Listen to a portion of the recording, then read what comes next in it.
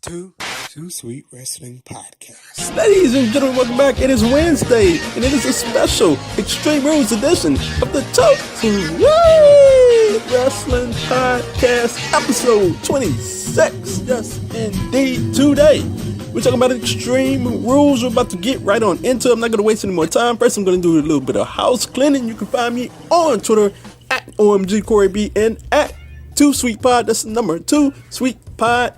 And this will be listed on Castbox as well as YouTube. You can find me on YouTube. Just type in the space bar OMG Corey B. So, we're about to get right on into this Extreme Rules. I mean, you can call it mild rules, barely Extreme Rules. You only got like a match that has a stip on it. Well, two if you count the pre-match. So, I mean, what is going on with that? I have no idea. But we're about to get right on into it.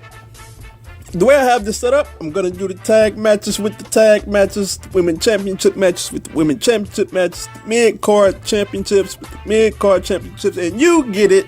You get where I'm going with it. I'm going to make it nice and tight where you can keep up with everything. So, first up, we have the pre-show match. We got the New Day versus Sanity, and I got to say, when they had that New Day pancake 4th of July, whatever it was, eating contest, and Sanity interrupted it, I was very excited. I was like, okay, this is something I can get behind. The New Day versus Sanity, they are going to tear down the house. I'm very excited for it. So, I mean, leading into this pay-per-view, Sanity has taken some losses, and as for the pay-per-view result, I expect this to be a show stealer, or a possible show stealer, and I think it's going to be a fantastic match. So, in the end, I got Sanity picking up the win. They need this a whole lot more than the New Day needs this win. So, I'm very certain that they're going to pick up the win, and I'm very certain that it is going to be a fantastic match. So, moving on, we have Finn Balor versus Constable Corbin. I don't get the build of this feud. I have not been into it, to be quite honest with you. The whole build of this feud is a Big Cass versus Daniel Bryan redo. Like, Finn Balor, you're short and you're not tall enough, and you got Finn Balor just making lame jokes about Corbin, and I'm just not into it. I mean, couldn't they have done a better job? Couldn't they have just gone right at it? You know, two people that hate each other, so we got a grudge match, and let's get it on. I would have been with that. But it is what it is. The build has been what it was. But in the end, as for the match, I don't know if I can say that I'm expecting a show stealer out of it. I expect it to be decent at best. But as for the winner, you have to go with Finn Balor here to pick up the win. I really think he's going to pick up the win here. So we're moving on. I'm going to do the tag team matches. First, we're going to start off with the Raw Tag Team Championship match. Matt Hardy and Bray Wyatt versus the B Team. Excuse me, what am I on today? This has been a build that I quite honestly have to say that's kind of lost its luster. I thought something like this was going to go down last month, but it didn't, and this has kind of drug on,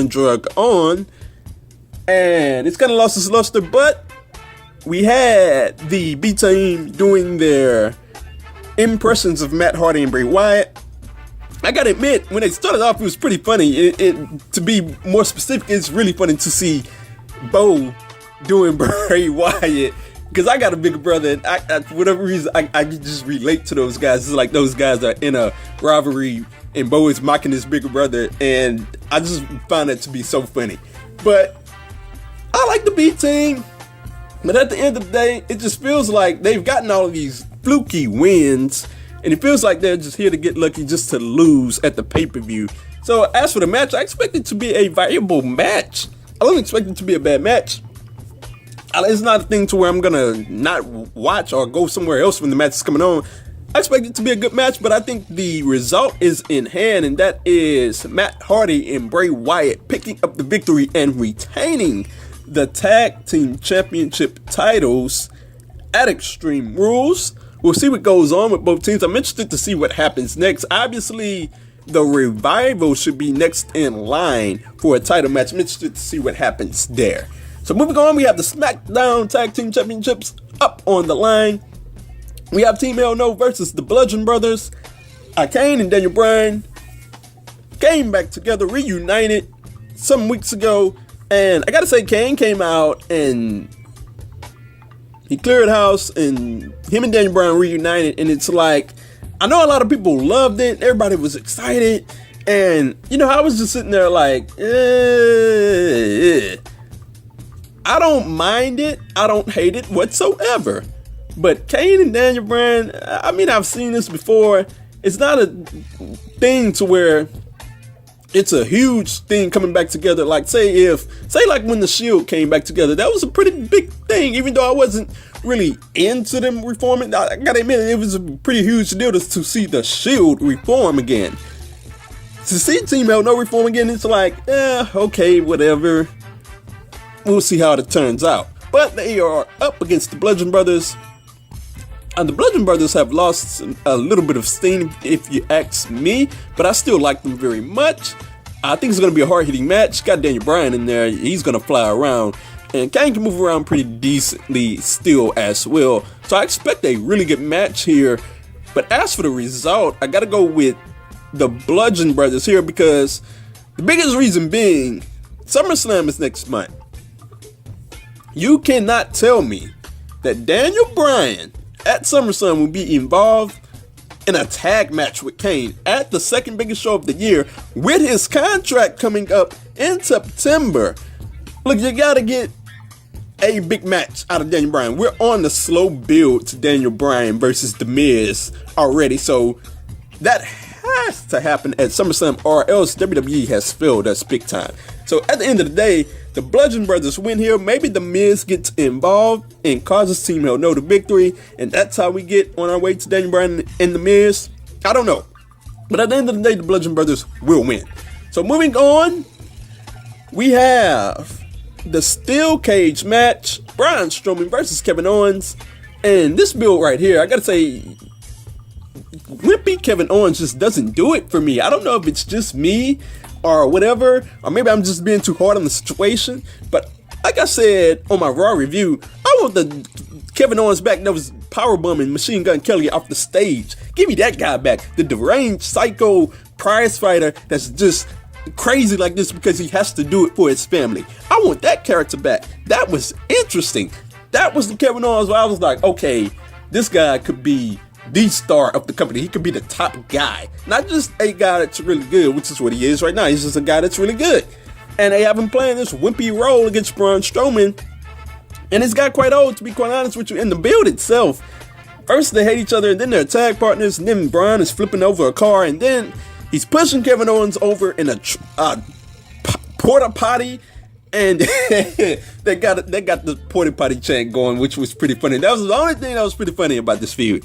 But at the end of the day, this feels very placeholder, and this is kind of a pay-per-view that feels very placeholder. And this is just something to get Braun Strowman over to SummerSlam or to whenever he cashes in the briefcase. So at the end of the day, Braun Strowman is gonna win this match. He has to win this match, and Kevin Owens has to lose here because Braun Strowman can't afford to lose this match. Kevin Owens can't afford to lose this match. And Braun Strowman is just going to get the win here. They have given him the monster push. We're just waiting for him to cash in, hopefully on Brock Lesnar. We'll see what happens. Or hopefully on anybody, no matter who has the title. So moving on, we have the women's matches. We have SmackDown Women's Championship, Asuka versus Carmella. And I gotta say, James Ellsworth, look, this build, I guess it is what it is. But I haven't been interested in James Ellsworth this whole build. I mean, he is what it is. I don't hate the guy. He's pretty funny, to be quite honest with you. But I want the build to be about Asuka and Carmella. Maybe I'm just too hard there. Maybe it's just the old school in me. But I want the build to be about the two women, not James Ellsworth in these matches where he's being a comedy act. And like, we've had James Ellsworth versus Asuka for this entire build, not Asuka versus Carmella. So I'm a little bit let down about that. But as for the match overall, look, I was very confident that Asuka would win last month. And I was very wrong about that. They had Asuka lose. So I said after that, I was like, Asuka's done. You can't have her lose that match. So they have her back again in this championship matchup. So I really do not see the point at the end of the day to have Asuka lose this match.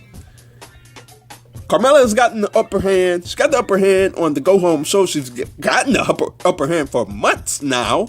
So Asuka should be your winner in this match. I don't exactly expect this one to steal the show, but they have to make the right decision at the end of the day because SummerSlam is around the corner, and Asuka versus anybody would be a really good match, even though her time is up and her time to catch that magical feeling that we had about her. That aura that she had, it's gone, but they still can put the title on her and have a good match against a Becky Lynch or whomever at SummerSlam. So moving on, we have the women's championship match. We have Nia Jax versus Alexa Bliss. And where do I even start?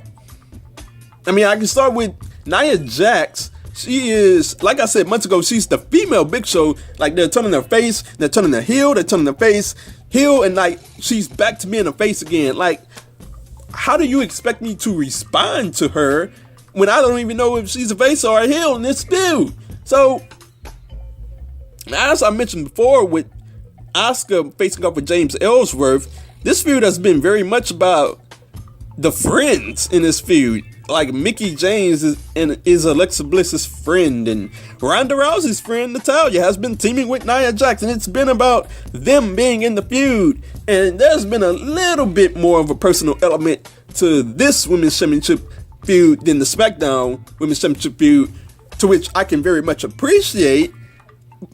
But at the end of the day, it's Nia Jax versus Alexa Bliss. We just saw this at WrestleMania, and how much interest should we have in this match? This is another placeholder match, in my opinion. Obviously, Ronda Rousey is around the corner, and the match to which they built up is Ronda Rousey versus Alexa Bliss. Ronda Rousey is going to be there at ringside. I expect Ronda Rousey to somehow get involved in this match and cause the loss for Nia Jax. Alexa Bliss picks up the victory here, and we move on to Alexa Bliss versus Ronda Rousey at SummerSlam. So moving on, we're going to get to the mid-card titles. First up, we have the United States Championship match, Jeff Hardy versus Shinsuke Nakamura. This match was supposed to go down on a SmackDown, but Shinsuke was bitten by a dog and had to be out for weeks. That doggone Roman Reigns needs to chill out. But to the match, we saw Shinsuke back. On this most recent episode of SmackDown, he faced off with AJ Styles. They were calling that a WrestleMania rematch, like they haven't had rematch after rematch after rematch. So we had that match that turned into a tag team match, and it was a fairly decent tag team match. And we're on the road now to Jeff Hardy versus Shinsuke Nakamura. It hasn't been a long road whatsoever, a short road, to be quite honest with you. But we're here. And what I do expect is a phenomenal match. Jeff Hardy versus Shinsuke Nakamura, it's not a dream match. You can't exactly call it a dream match, but it's at the range to where it's like, man, I never thought I'd see Jeff Hardy and Shinsuke Nakamura in the ring facing off together for the United States Championship. So it's something that I'm very interested in, despite the lack of build that we have had throughout this build into this match. I'm very interested in it. I expect a good match. At the end of the day, look, you gotta have Nakamura win sometime. He's in the Oscar position. His aura is gone. Like, when he came out on this most recent episode of SmackDown, it was like, man, what happened to Shinsuke, man? And it's like his aura is just not there anymore. So you gotta have him win sometime. And this is the match where he will win. He will pick up the United States Championship. And it'll be interesting to see what match they have slated for SummerSlam, because on the SmackDown side of things, they can put on some absolute bangers for SummerSlam. I'm talking about the card from the SmackDown side could be filled with ridiculous matches. And it'll be interesting to see who faces off with Shinsuke Nakamura at SummerSlam for the United States Championship as he picks up the title in this match. So moving on, we have the 30-minute Iron Man match for the Intercontinental Championship, Seth Rollins versus Dolph Ziggler. And I gotta say that weeks ago I called for a 30-minute Iron Man match to close this feud, and I was quite happy to see that they are indeed going with a 30-minute Iron Man match. Now, from my perspective, a true Iron Man match is 60 minutes. That's an Iron Man match. Our Iron Man match is 60 minutes, not 30 minutes. But it is what it is. It's 30 minutes here. We had the build with Seth Rollins and Dolph Ziggler. I was quite shocked when Seth Rollins lost that title against Dolph Ziggler in the open title challenge. And it was a shocking move. And I was sitting there like, man, okay, where are they going to go with this? Is this going to just be one fluky thing where Dolph Ziggler picks up the win and loses it the next week? We're going to see. But I got to say, throughout this build, I've been quite interested. I don't like the fact that it has involved Roman Reigns, because not from the fact that I hate Roman Reigns, but the guy is already involved in another feud, so why involve Roman Reigns from the start? But overall, with Drew McIntyre getting involved, we got the Seth Rollins versus Drew McIntyre match on the most recent episode of Monday Night Raw, and that one was a banger. I really much enjoyed that one too. Dolph Ziggler got involved, and Drew McIntyre picked up the win, and he will be at ringside Sunday night for the Iron Man match, so we'll see how that plays out. But at the end of the day, this match is going to be the match of the night. I don't think there's anything close that will touch this 30-minute Iron Man match. Seth Rollins and Dolph Ziggler had a banger on Raw for the title, so and they had a banger the next week. So this is going to be a phenomenal match. It could be. I'm not gonna say gonna. It could be match of the year territory. We'll see how it all plays out. But at the end of the day, this might be the toughest match of the night to predict, because you're looking at SummerSlam with these picks, and to me, the obvious choice would be to have Seth Rollins face off with Brock Lesnar at SummerSlam. But in my heart, I really do not believe that they're gonna go there. So at the end of the day, I really think that Seth Rollins is gonna retain here, pick back up the Intercontinental Championship, and to be quite honest with you, I have no idea what he's gonna do at SummerSlam if it's not Brock Lesnar. And it's not gonna be Brock Lesnar if he picks up the Intercontinental Championship. So maybe they roll back with Ziggler, maybe they roll back with McIntyre, maybe Dean Ambrose gets involved in some shape or form. We'll see what happens at SummerSlam. But as for this match, I think Seth Rollins will pick up the victory. So we're almost to the end of this, and we're gonna get down to the final matches. It looks like, and don't get me started here about how angry I'm gonna get, but it looks like Roman Reigns and Bobby Lashley is gonna main event at Extreme Rules. So, look, I have a very simple problem with this, and the problem I have with it, I have many problems with it. The problem I have most of all is that the WWE Championship, you're really crapping all over that championship if you don't put it in the main event. And not only are you crapping on the championship, look, Roman Reigns versus Bobby Lashley, there are no stipulations involved. It's just a grudge match. Like, at the least, if it's gonna main event, now I could be wrong about that. Maybe it doesn't main event. We'll see. If it's gonna main event, you should have put a stip on it, and you should have at least made it for the number one contendership heading into SummerSlam. If one of these two are gonna face Brock Lesnar, you should have made it the number one contendership. At least do something with the match. It is Extreme Rules. Make it an Extreme Rules match. Do something. But as for this build overall, I'm off of that. As for this build overall, I gotta say, I haven't been into it for the most part, because Roman Reigns has been back and forth with Drew McIntyre and Dolph Ziggler, and he's in this feud, and they have him come out and complain about being the uncrowned championship or whatever. And I gotta say that when they have him call him Bob, I'm just not into that. That's Bobby Lashley. This dude is legitimate. He's the walking Armageddon. He was the walking Armageddon in TNA. He should be that in WWE. But overall, as it pertains to Bobby Lashley, I have not really liked him in his role. They don't, like, I guess it's the scripted promos with Bobby Lashley that gets him, that he just does not look like the guy that he was in Impact Wrestling. But I will say this much about these two guys. The very last week of this build, They kept it very simple with both of them. They had them both be angry, and guess what? It worked. Because Roman Reigns, when he doesn't talk a whole lot, and when he's just mad, he's entertaining. It works for him. When Bobby Lashley is ticked off, and they keep it simple with him in his promos, it works because Bobby Lashley is legitimate. He's an MMA guy that will tear anybody, including Brock Lesnar, apart. You can really believe that. He's legitimately believable that he's the toughest guy on the WWE roster. So when you keep him at the standpoint to where he just wants to rip anybody apart limb by limb, much like they did in Impact Wrestling, the guy becomes believable and he becomes entertaining. Now, as for the fight, the pull-apart brawl that took place on Monday Night Raw, I gotta say I'm sick of those. Like the tired one man beats 10 men. As I said in my Monday Night Raw review, the one man comes over 10 men to get to the other man.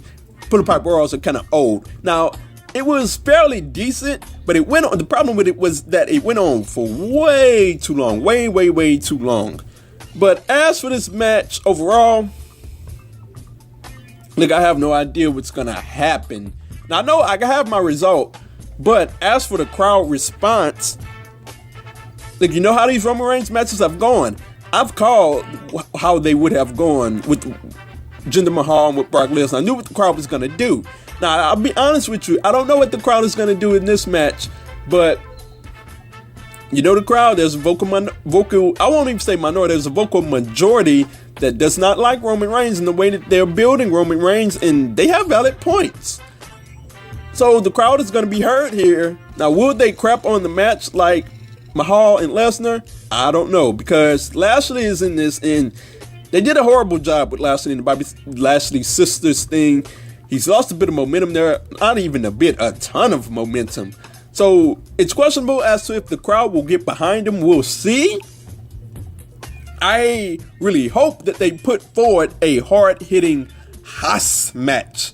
That is what I'm looking forward to. If they want to have any type of success with Bobby Lashley versus Roman Reigns, just let them throw each other around and beat the crap out of each other. That would be a great match. That's why we need a stipulation to it. But as for the result, overall, I may shock you here, but I think they're gonna go with Lashley. That's gonna be my out-of-the-box pick here. I think they're gonna go with Bobby Lashley for the shock element. And I don't know what that means heading forward for SummerSlam. I don't know if they still throw Roman Reigns in there anyways. But as for this pick, I'm going to stand out on the limb and pick Bobby Lashley to win here. So we have one match remaining. That is the WWE Championship match, AJ Styles versus Rusev.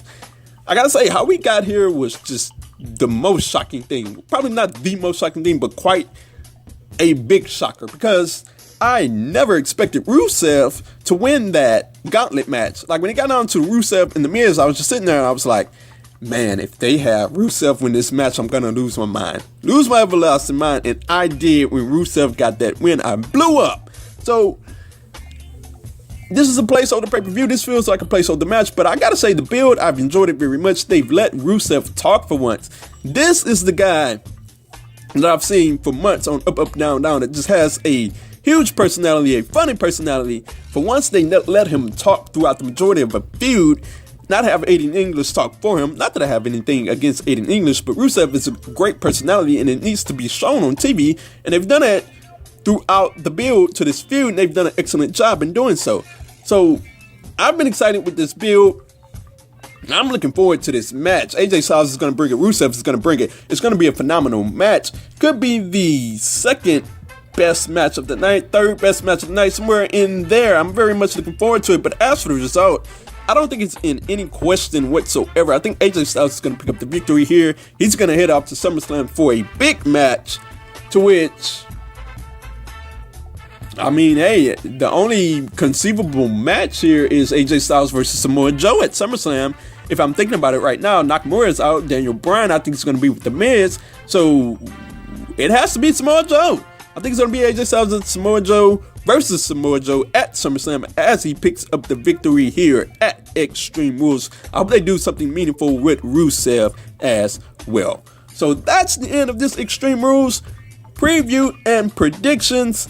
I had a fun time. Tell me what you think about Extreme Rules either on YouTube or Twitter. Hit me up at OMGCoreyB and at 2SweetPod. Let me know what you think.